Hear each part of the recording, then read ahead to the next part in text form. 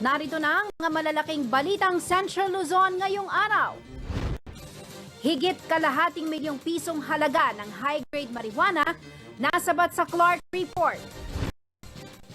Video ng sigawan ng isang kapitan sa Lubao at kampo ni aspiring Governor Danilo Bailon viral ngayon. Land dispute, tinitingnang motibo sa pamamaslang kay Pampanga-based journalist Jess Malabanan. At mga taga-barangay San Juan, excited ng ipamana sa publiko ang kanilang giant lantern.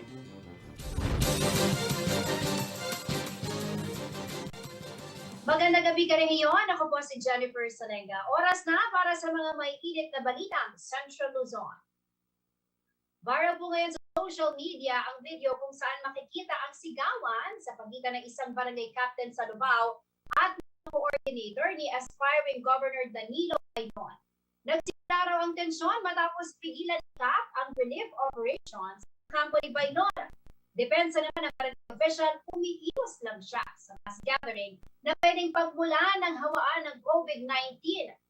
Narito po ang exclusive report ni Paulo G. Santos.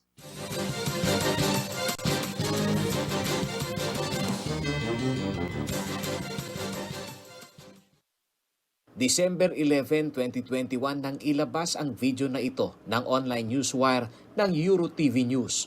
Kumprontahan umano ito ni Barangay Santa Teresa Captain Joselito Yumang sa Lubao at ang kampo ni Pampanga Gubernatorial Aspirant Engineer Danilo Boy Bailon. Maririnig sa kuha ng hindi pinangalanang source ng video ang girian.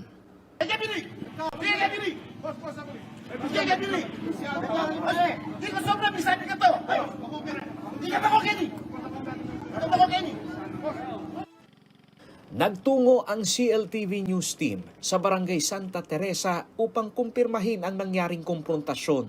Dito pinaunlakan naman kami ni Barangay Santa Teresa Captain Joselito Yumang. Unang punto ni Kapitan, nagkaroon ng miscommunication sa pagitan niya at ng coordinator ng kandidatong si Engineer Bailon. Ganito po ang sabi ko doon sa ano niya. Bakit hindi siya pwedeng pangbigay ng ayuda? Grasya yan. Lalo na ngayon, kailangan ng mga tao sa hirap ng panahon ngayon. Ang pag-iusap ko lang sana doon sa coordinator niya, ganito po. Pwede kayo mamigay ng ayuda, house to house. Ayon kay Kapitan Yumang, pinapangalagaan lamang niya ang kapakanan ng kanyang mga kabarangay na sila'y hindi makompromiso sa posibleng maging gathering. Iba rin umano ang buhay sa kanilang barangay na coastal community dahil halos dingding lang ang pagitan ng mga bahay doon at kung magkaroon ng virus transmission ay baka mapahamak ang kanyang mga kabaryo. Ang pinag-iingatan ko po buong baryo. Hindi lang po sarili ko, hindi lang ang pamilya ko. Buong baryo po, ako ang naghahalaga rito. Kasi kung mapapasukan po kami ng halimbawa, may virus, epektado po lahat kami. Yung bahay namin pagitan lang, pader. Ayon kay Kapitan, hindi sa kung ano paman na gustong bigyan ng kulay politika ang kanyang pag-awat, kundi sa kabutihan umano ng kanilang komunidad ang kanyang iniisip. Kaya ang pagtatalo sa coordinator ni Engineer Bailon na hindi tumupad sa naunang napagkasunduan ay umabot sa bangayan. Wala kang isang salita ako. Ako may sarili na kondisyon, meron ako isang salita. Pero ikaw wala kang isang salita. Hanggang sa nagkasagutan kami. Hanggang nagkahilangan kami doon sa lambat. Kaya po inano ko yung lambat para hindi makadaan yung bangka. Giit din ni Kapitan na hindi pa panahon ng campaign period kaya ang gumamit ng anumang propaganda gaya ng pagdadala ng sound system ay hindi niya pinayagan. Ngunit ang relief goods na kailangan naman umano ng kanyang mga kabarangay ay exempted. Sa ngayong pagsaluhin po, bawal pang pangamampanya. Pwede magpakilala para Christmas greeting. Yun lang po para sa Sa panig naman ni Pampanga Gubernatorial Aspirant Danilo Bailon, kwento niya kahit bago pa siya maghain ng kandidatura ay matagal na niyang tinatarget sanang magbigay ng tulong sa nasabing komunidad. Ako nagpapala ng Certificate of Candidacy, nagpapaalam na kami ron na kami ay mamimigay. Sabi nila, hindi sila po pwedeng magpamigay, hindi po pwede na sila magsalita. Sabi ko, kahit hindi makapagsalita, Basta ibigay na lang sa mga tao. Ayaw pa rin kami papasukin. Nung makita ko yung mga tao doon, sobra pala hirap, lalo na yung sa mga coastal area. Kwento niya, nakapasok pa rin siya at nang akma umano itong magsalita sa isang simbahan na pinangangasiwaan ng kanilang pastor, ay inawat pa rin ito. Kaya ang diskarte umano ni Baylon ay sa kalsada na ito nagsalita, buhat ang sound system na portable. Ngayon, ang nangyari ay pumunta pa rin ako ron, pero doon sa church na aming pagsasalitain, pinagbawalan na yung pastor doon. Hindi rin ako nakapagsalita. Ang ginawa ko, doon ako nagsalita sa daan. Sa daan doon, pinasaksa ko yung sound system, nagsalita ako. Kailanman di na kayang pigilin ang salita ng Panginoon. Ayon kay Baylon, pag-aaralan pa niya ang legal na hakbang sa di umano'y harassment sa pagpigil sa kanya na magtungo sa lugar. Paulo G. Santos, CLTV News. Kasabay ng patuloy na pagbaba ng kaso ng COVID-19 sa bansa, ang unti-unting pagbabalik sa mga nakagawing aktibidad tulad ng selected face-to-face classes sa mga piling paaralan. Maging ang mga estudyanteng atleta sa tertiary level o yung mga nasa kolehiyo ay pinapayagan na ipagpatuloy ang kanilang in-person training. Ito'y matapos pirmahan ng Commission on Higher Education o CHED ang Joint Memorandum Circular kasama ang Department of Health o DOH nitong Lunes. Ang mga athletic training at kompetisyon ng mga varsity teams mula sa University Athletic Association of the Philippines at National Collegiate Athletic Association ay natigil noong March 2020 matapos ang outbreak ng COVID-19 sa bansa. Ayon kay Prospero De Vera III, chairperson ng CHED, ang mga individual na lahok sa mga pagsasanay ay dapat fully vaccinated. Ngunit ang mga estudyanteng atleta edad 18 years old pababa maaari lamang makibahagi sa mga virtual training. Ang collegiate training ay maaari nang simulan kaagad, ngunit dapat isolated ito sa publiko at susunod sa semi-bubble setting. Ang mga universidad at kolehiyong sasagot sa swab test expenses ng kanilang mga atleta, coaches, at personnel. Sa pagbabalik ng CLTV News, higit kalahating milyong pisong halaga ng high-grade marijuana nasabat sa Clark Freeport. Land dispute, tinitingnang motibo sa pamamaslang kay Pampanga-based journalist Jess Malabanan. At bayan ng Ramos at Anao, wala na aktibong kaso ng COVID-19. Mahigit 100 kaso sa buong probinsya binabantayan. Manatiling nakatutok para sa ibang mga naunang balita ngayong araw.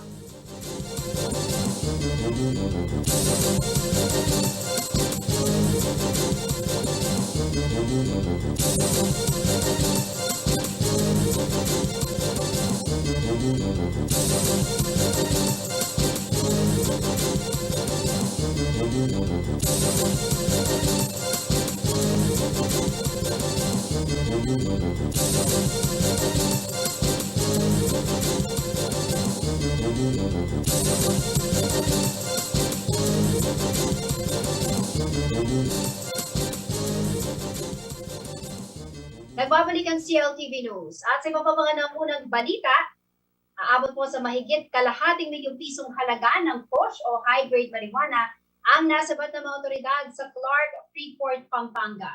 Ang kontrabando ay nagkakahalaga ng 675,000 pesos at nakakonsign sa isang Indian national sa Malate, Maynila.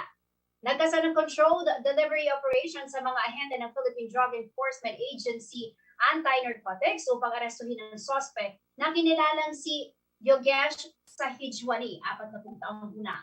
Sa pahayag ng PIDEA, nakatago umano sa isang green box sa mga kontrabando at ipinadala mula Washington, USA at dumating sa Clark nitong December 3.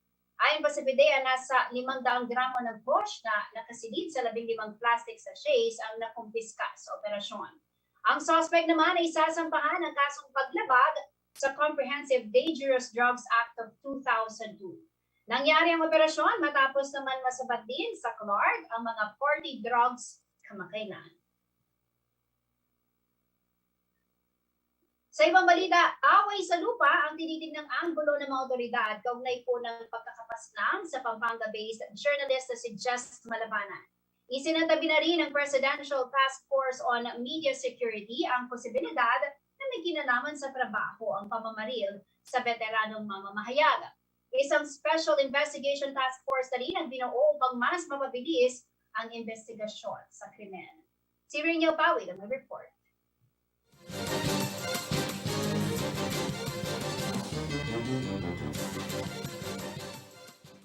Naibalik na sa Pampanga ang mga labi ng mamamahayag na si Jesus Diaz Malabanan na binaril ng hindi pa kilalang sospek habang nanonood ng telebisyon sa loob ng kanilang bahay sa Calbayog City, Western Samar, gabi ng December 8. Batay sa progress report na isinumite ng Presidential Task Force on Media Security kay Justice Secretary Menardo Guevara, nakasaad na isa sa mga tinitingnan nilang motibo sa pamamaslang ang away sa lupa. Sabi ni Undersecretary Joel C. Egco, pinamumunuan ni Malabanan ang samahan ng mga magsasaka sa kanilang probinsya kung saan mayroon ding sariling farm ang biktima. May tinutulungan siyang 3 families. 3 families who are fighting for their claims, rights over that we are really ruling out the work-related angle. Nagsagawa naman na ng case conference ang Special Investigation Task Group Malabanan. Ito ang tututok upang mas mapabilis ang pagkalap ng ebidensya sa pagkakakilanlan ng mga sangkot sa krimen. Mayroon ng 4 na persons of interest ang kasalukuyang pinaimbestigahan ng PNP at PT Foms. Si Malabanan ay naging defense reporter noong 80s at 90s kung saan nakabase siya sa Angeles City. Naging stringer din siya para sa Manila Times at Reuters. Minsan din siyang nagsulat sa Bandera bagong naging writer ng Manila Standard.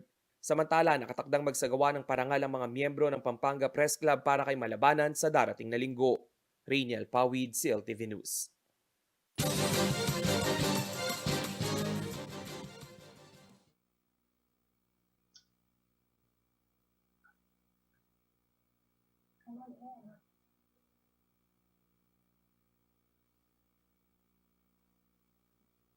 Bago zero na ang dalaan ng mga aktibong kaso ng COVID-19 sa munisipalidad ng Ramos at Canao sa probinsya po ng Tarlac.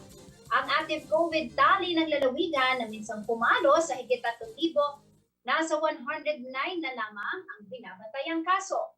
Maging ang rollout ng COVID booster shots, minamadali na rin ng Provincial IATF. Ito po ang report.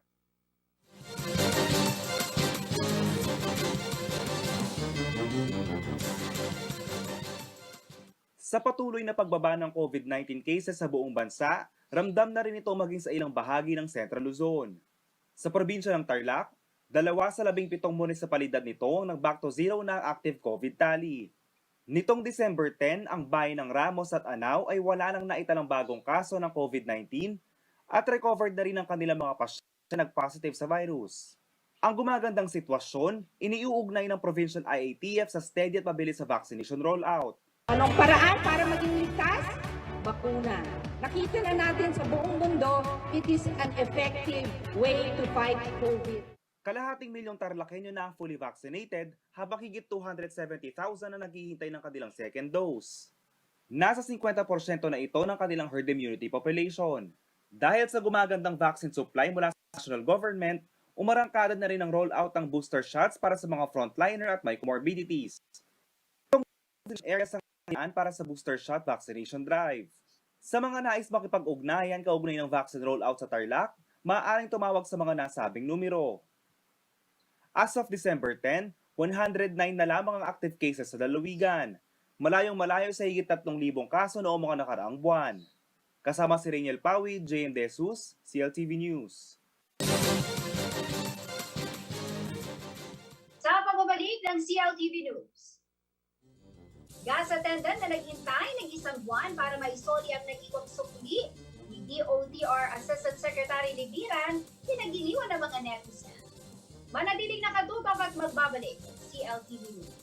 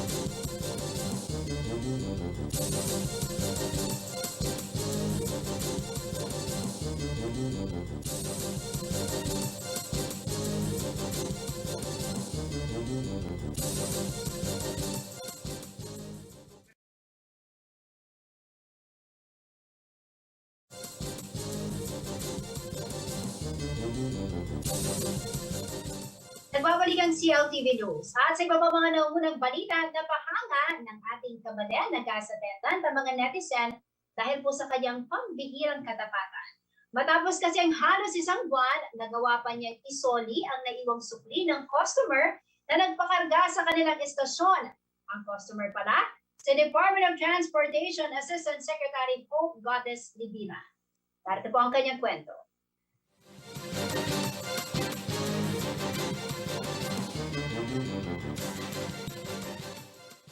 Trending ngayon sa Facebook ang post ni Department of Transportation Assistant Secretary Goddess Hope Libiran tungkol sa isang gas attendant sa siyudad San Fernando, Pampanga na ibinalik ang naiwan niyang sukli matapos magpagasolina. Ayon sa post ni Libiran, naantig umano siya sa ipinakitang katapatan ng gasoline attendant na si Joanne Dulay dahil hindi umano ito nagpadala sa tukso sa kabila ng hirap ng panahon ngayon. Kwento ni Dulay, isang buwan daw niyang inantay na bumalik si Libiran para maibalik ang naiwang sukli na nagkakahalaga ng 260 pesos. Po kasing nagpakarga po siya nung last month po. Ano po, yung pusukli niya po kasi is naiwan po. Tapos po nung isang araw po, nung kailan lang po siya bumalik, nakita ko po yung sasakyan niya. Actually sir, hindi ko alam yung ano niya, yung itsura niya talaga eh. Halos nakalimutan na ni Libiran ang naiwang sukli kaya laking tuwa nito sa ipinakitang katapatan ni Dulay. Dagdag pa niya, ay hindi umano niya alam na may mataas na posisyon sa gobyerno ang nagmamaneho ng sasakyan. Para umano sa kanya ay maliit na bagay lamang ang kanyang ginawa. Nakakataba din umano ng puso dahil hindi niya inaasahan na magte-trending ang kabutihan na kanyang ipinakita. Ayon naman kay Michael Miranda, ang supervisor ng gasoline station, isa si Dulay sa mga pinakamasipag at mapagkakatiwalaan nila na gasoline attendant. At sobrang proud umano sila sa ipinakita nitong katapatan. As a supervisor niya, syempre proud po ako kasi kumbaga, tinatanda niya yung mga turo namin as a supervisor na sabi namin na huwag sila masisilaw kahit anong pera man yan. Marian Lozano, CLTV News.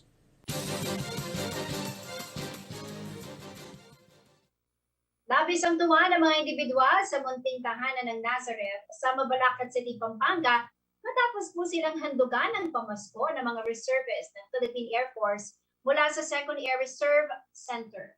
Ayon naman sa mga reservists, paraan ito ng kanilang pagpapakita, iwan ng Pasko. Narito po ang report.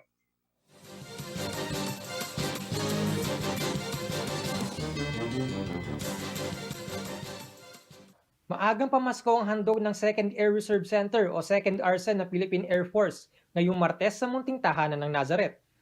Ang munting tahanan ng Nazareth sa Mabalacat City, Pampanga ay isang orphanage para sa mga persons with special needs. Ayon kay First Lieutenant Augustus Mexico Absin, nais nilang maipadama ang diwa ng Kapaskuhan sa kabila ng pandemya. Ang programa ay parte din umano ng kanilang post-anniversary at pre-Christmas activity. Kami para pong pamilya na po kami ng mga bata na nangangailangan ng tulong at serbisyo. Nandito po ang Philippine Air Force na willing tumulong. Lalo na hindi lang po kami sa mga pangliparan, willing po kami sa CM operation na dito, lalo na sa mga naiwanan ng mga family. Parang inahandog natin yung isang diwa o buhay ng Pasko. Kabilang sa mga donasyon na ibinigay ng 2nd ARCEN ay mga laruan, tinapay, bottled water, 4 na tray ng itlog, mga sako ng bigas, sabon, shampoo, powder detergent, toothpaste, toothbrush at mga diaper. Maliban sa mga donasyon, nagbigay din ng ngiti sa labi ng mga persons with special needs nang kanilang masilayan ng isang reservist na nagbihis bilang si Santa Claus. Ang iba naman sa kanila ay ipinamalas pa ang talento sa pagsasayaw. Lubos naman ang pasasalamat ng munting tahanan ng Nazareth sa 2nd ARCEN para sa mga donasyon. Malaking tulong po yung tanggap po natin, yung naibigay po nila sa atin dahil nga po nagdedepende na po ang institusyon sa mga donasyon po ng ibang tao. Maraming salamat po at kung yung mga gustong tumulong po, pwede po kayong tumawag or mag-text. Meron po kami Facebook page na Munting ng Nazareth. Meron din po kaming telephone number. Sa mga nais magbigay ng tulong o donasyon para sa munting tahanan ng Nazareth, maaari kayong tumawag o mag-text sa mga numerong ito. Marian Lozano, CLTV News. Hindi raw hadlang ang pandemya para hindi sumali sa taunang Giant Lantern Festival ang Barangay San Juan sa siyudad San Fernando. Sa katunayan, Excited na raw silang ipakita sa publiko ang kanilang pinaghirapang parol. May report si Marion Lozano.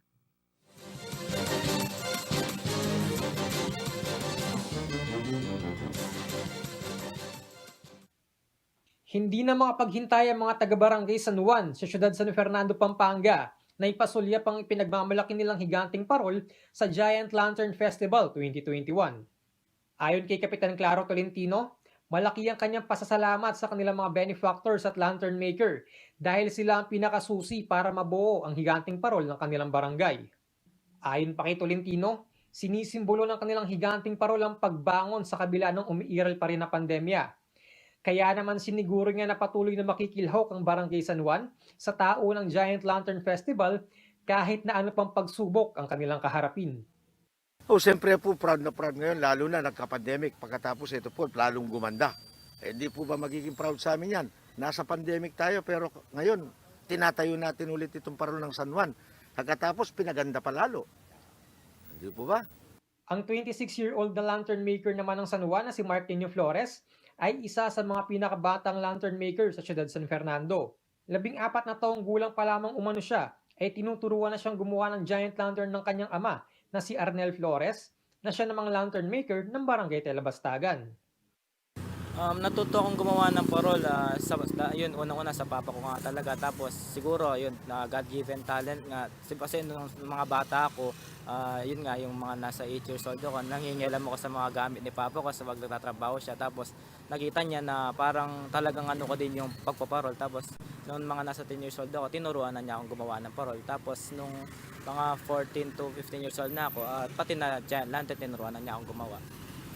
Ayon pa kay Flores, ay tila hindi kumpleto ang kanilang Pasko kapag hindi sila nakabuo ng isang giant lantern. Kaya patuloy pa rin sila sa paggawa nito kahit pa may pandemya. Dagdag pa niya, ay dapat umanong abangan ng mga manonood ang makabagong pakulo na kanilang inilagay sa higanting parol ng San Juan ngayong taon. Mamangha sa higanting parol ng Barangay San Juan sa pinakaaabangan Giant Lantern Festival 2021 sa December 16, live na mapapanood dito sa CLTV 36.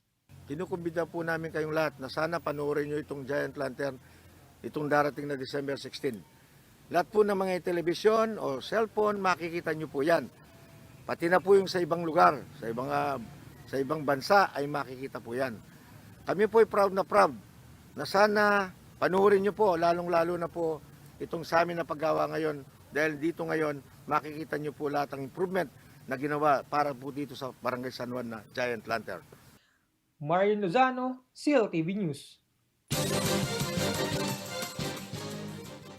Manatiling nakatutok at magbabalik ang CLTV News.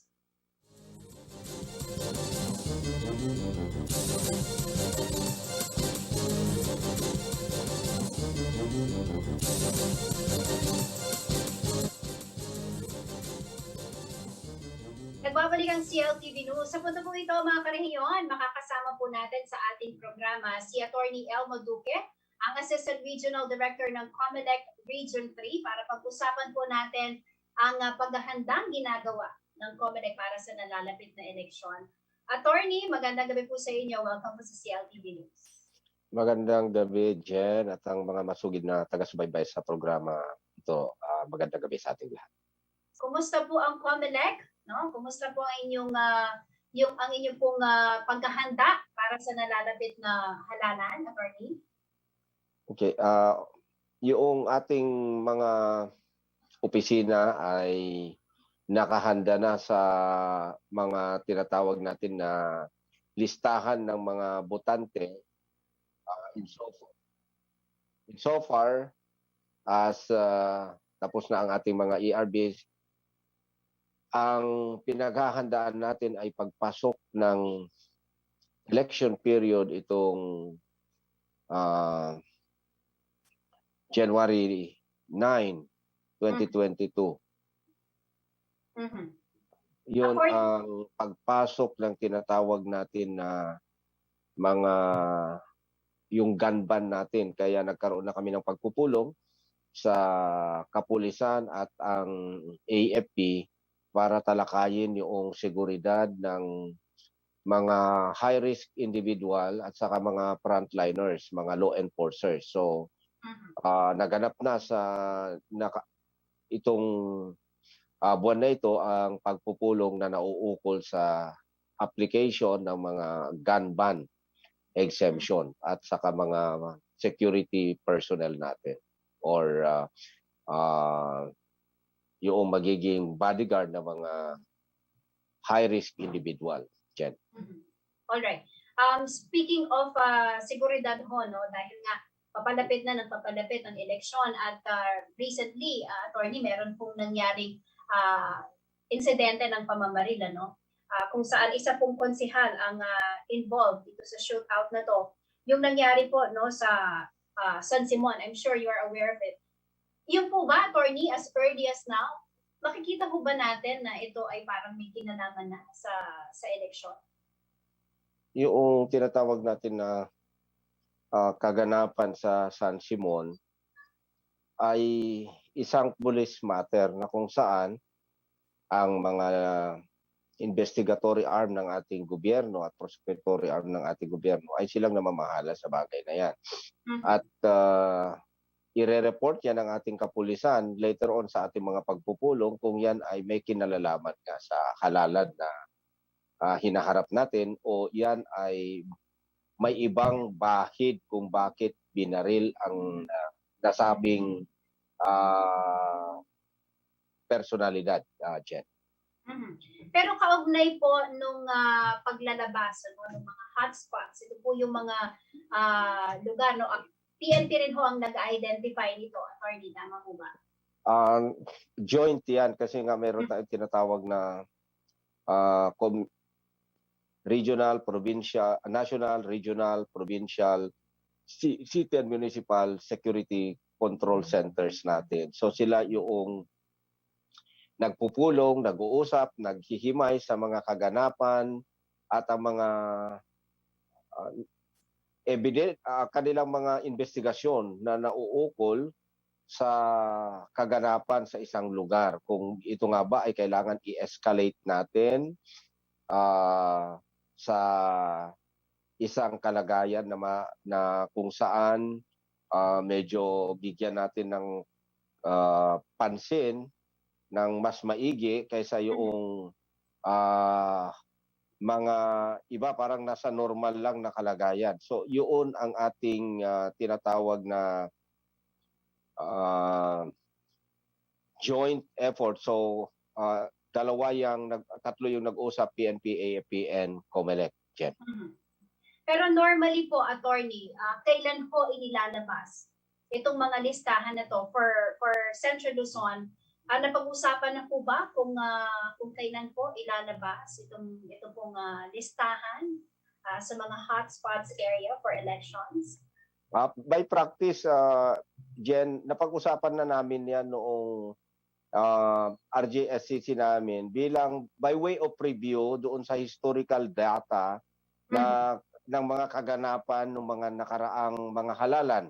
At tinitingnan natin yan, nagkakaroon tayo ng projection kung ito ba ay siya pa rin ba ang posibilidad na mangyayari itong napipintong tinatawag natin na halalan pagpasok ng election period. Kasi very periodic yung pag-declare natin ng isang lugar na under immediate concern or area of concern natin. So, or under COMELEC control. So, yan ay tinitingnan natin sa pagpasok ng election period. Normally natin nagkakaroon ng declaration sa ganyang mga kaganapan, Jen.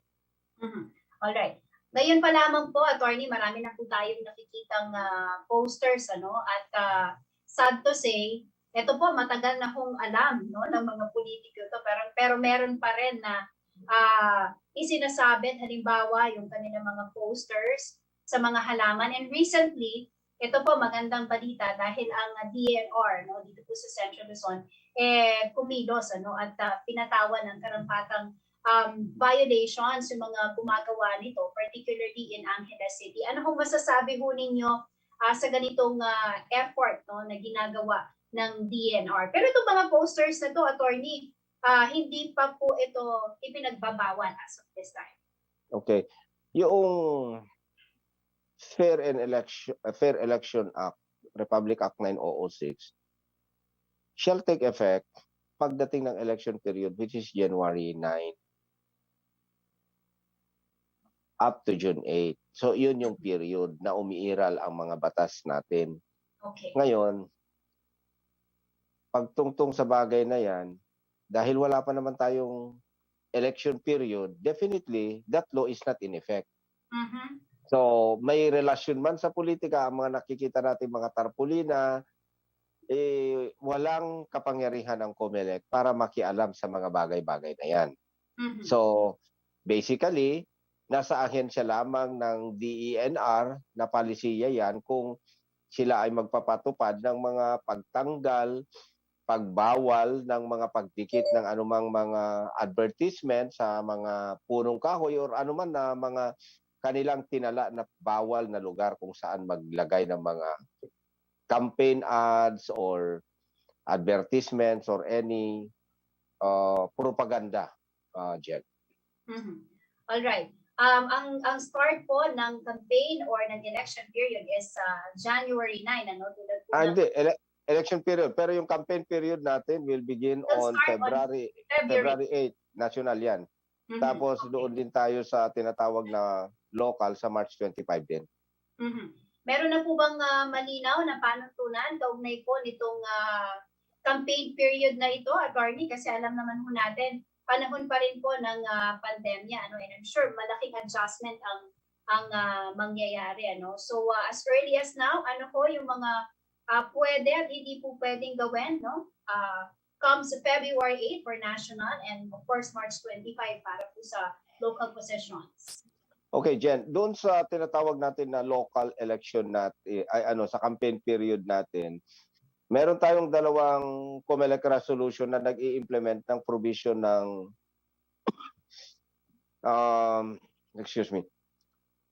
Republic Act 9006 or known as the Fair Election Act. Unahin natin yung tinatawag natin na 10732 kung saan tinatalakay nito yung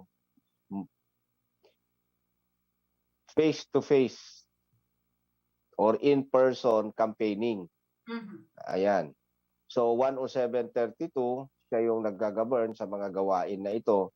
At tatlong mga bagay ang sinasakop nito. Una, yung face-to-face campaign, kagaya ng pagbibigay ng mga pulyetos, pakikipag-usap sa mga tao, pagbahay-bahay. Ayan yan. In-person campaigning yan. Pangalawa, yung mga meeting de avance, mga caucuses, mga conferences nila, indoor and outdoor. Then pangatlo, doon sa paggamit ng mga bihikulo o mga sasakyan. Okay? So ito yung may involvement ng individual contacts na kung saan ang umiiral na batas na ito ay ang batas na ito na magiging basihan ng in-person campaigning, ire-regulate niya, of course, ini-implement niya una sa lahat yung tinatawag natin na IATF protocol. So yung paggamit ng face mask ng mga tinatawag natin na campaigners or yung candidate mismo, pati yung kanyang support personnel, campaign support staff. Okay? At meron din tayong tinatawag na yung paggamit, pag-observe din ng social distancing.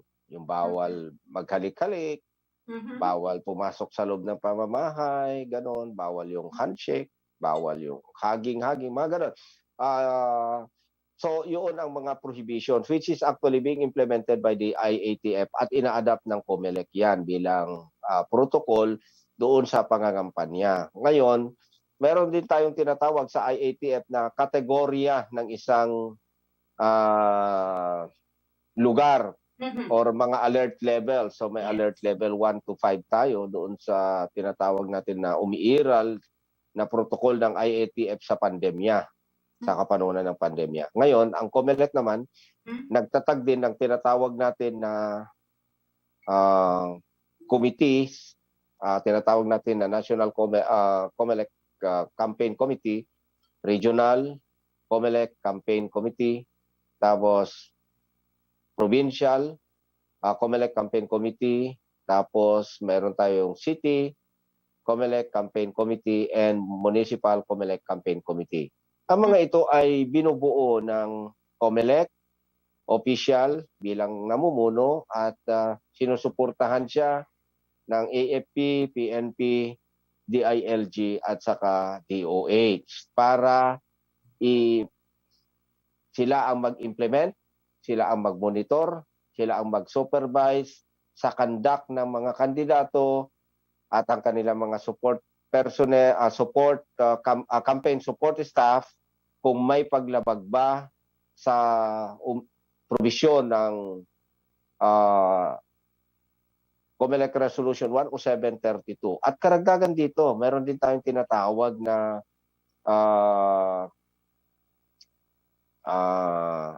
categorization ng isang lugar. Isa din sa power nila yan. Kasi alam natin na pag umiral na ang category 5 or alert level, ang alert level 5 is category level 1, that's equivalent of alert level 1 doon sa tinatawag natin na IATF protocol. Sa 10732, ang tawag naman natin is category level 1, parang gano'n. So para wala tayong confusion, for purposes of campaign, category level 1 refers to a category of a place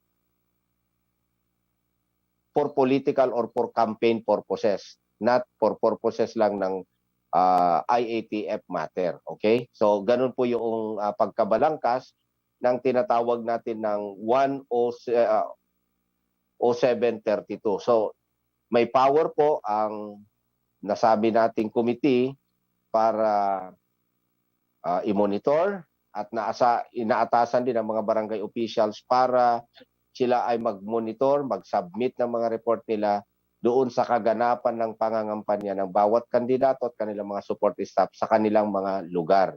So yan, magsasubmit sila on a weekly basis sa nasabi nating mga komitiya ng COMELEC. Ngayon, sa pag-declare ng category, pag-analyze ng category, yan naman ay trabaho ngayon na pamumunuan ng mga nasabi nating komitiya para hindi yan magiging highly politicized na baka sabihin ng isang local official, sabi niya, ay declare ko na category blank itong lugar na ito.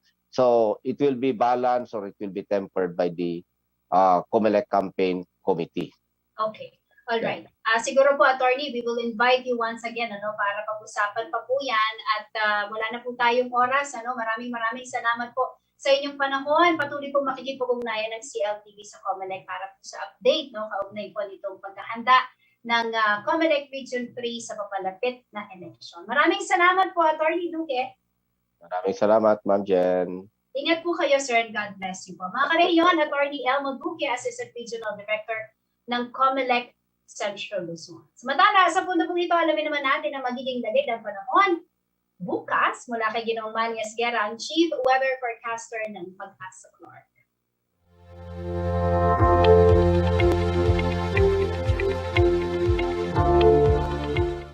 Magandang gabi po, narito po magiging taya ng panahon sa susunod na 24 oras. Northeast monsoon pa rin po nakaka-apekto dito sa Northern at Central Luzon.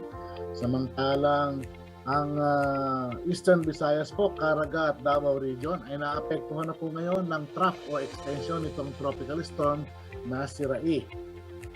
Yan po yung international name ng bagyo na nasa labas pa ng PAR na inaasahan po na papasok ito mamayang gabi o bukas sa madaling araw. Samantala po, ang bagyong Rai ay nagtatagay na po ng lakas na hangin na umaabot po ng 85 km per hour malapit sa gitna at pagbukso na umaabot ng 105 km per hour. Ito po ay mabilis naman kumikilos pahilagang kanluran sa 30 km per hour. Sa ngayon po, ang location niya ay nasa layong 1,380 km sa silangan po ng Mindanao. So pinaghahanda po natin mga kababayan, especially po dyan sa may Northern Mindanao o Mindanao area at Visayas area. Dahil sa Huwebes po ay posible po maglandfall ito dyan po sa may area ng Samar Leyte o ng Surigao. So pinaghahanda po natin ng mga kababayan natin dyan. Samantala po, ang Cagayan Valley, Apayao, Kalinga, Ifugao, Mountain Province at Aurora, maula po ang papawirin, may mga light rains po nagaganap dulot po ng hanging amihan. At ang Metro Manila naman po, Ilocos Region, ang natitirang bahagi ng Cordillera Administrative Region, at ang Central Luzon ay partly cloudy din po o bahagyang magkakaulap, pero may inaasahan din po mga isolated light rains. Dulot pa rin po ito ng hanging amihan. So sa ngayon po ay pinag-iingat pa rin po natin ating mga kababayan, pinaghahandaan na rin po natin ang ating mga kababayan dyan sa may Visayas at Mindanao dahil sa paparting bagyo na si Arai. Nabibigyan po natin ng pangalang local name na Odette. So pinaghahanda po ang lahat. Magandang gabi po.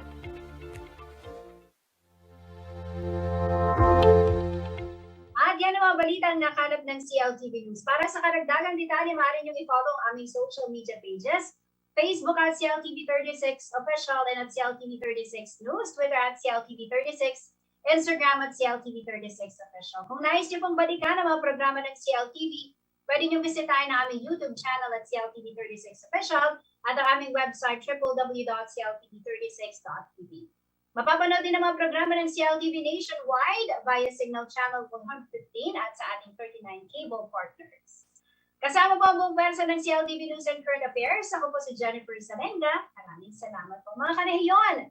11 days na lamang po at Pasko na.